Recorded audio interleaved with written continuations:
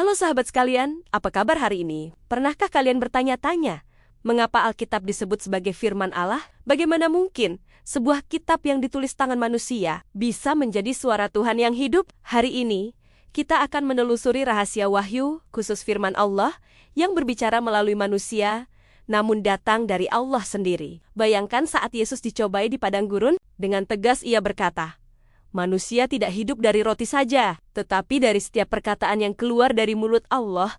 Matius 4:4.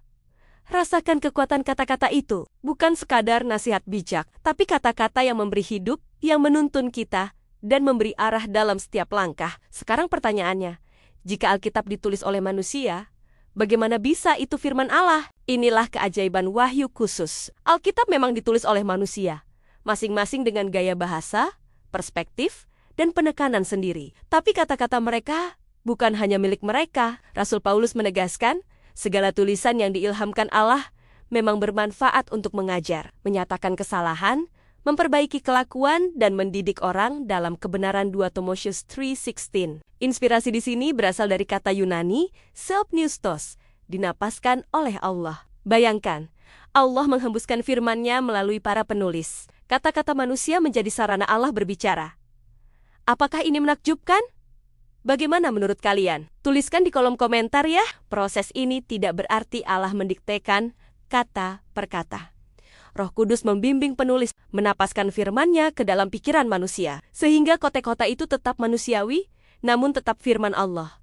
Setiap literatur manusia bisa salah, tapi Alkitab berbeda. Allah adalah penulis utama, dan firman-Nya tidak mungkin salah. Inilah dasar infalibilitas dan ineransi Alkitab, penting untuk dicatat.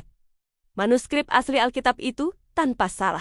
Ini bukan berarti terjemahan kita bebas dari kesalahan, atau setiap pernyataan selalu benar secara literal. Misalnya, pengkhotbah menulis, tidak ada pekerjaan, pertimbangan, pengetahuan, dan hikmat dalam dunia orang mati PKH. Jam 9:10. Pernyataan itu berasal dari perspektif manusia yang putus asa, tetapi firman Allah tetap mengajarkan kebenaran, termasuk kebenaran tentang kesalahan berpikir manusia. Jadi, mari kita simpulkan bersama. Inspirasi adalah proses di mana Allah menapaskan firman-Nya. Allah adalah sumber utama Alkitab. Allah membimbing penulis dalam proses penulisan. Hanya manuskrip asli Alkitab yang tanpa salah. Pertanyaannya, sudahkah kita menyadari bahwa setiap kali kita membaca Alkitab, kita sedang mendengar suara Allah langsung? Setiap ayat, setiap kata, bukan sekadar teks, tapi firman yang hidup, yang memberi arahan dan kebenaran bagi iman dan kehidupan kita. Sahabat, ini adalah inti dari teologi Reformed. Firman Allah adalah pedoman mutlak kita. Kita tidak menundukkan hidup kita pada opini manusia, filsafat populer, atau ideologi dunia. Kita menundukkan hidup kita pada firman Allah yang diilhami Roh Kudus. Sekarang, giliran kalian. Apakah kalian sudah membuka hati dan pikiran untuk membiarkan firman Allah menuntun setiap langkah kalian? Tulis jawabanmu di kolom komentar ya. Jangan lupa like dan subscribe channel ini, supaya kita bisa terus belajar teologi reform bersama dan menjadi generasi yang teguh berpijak pada firman Allah. Sampai jumpa di video berikutnya.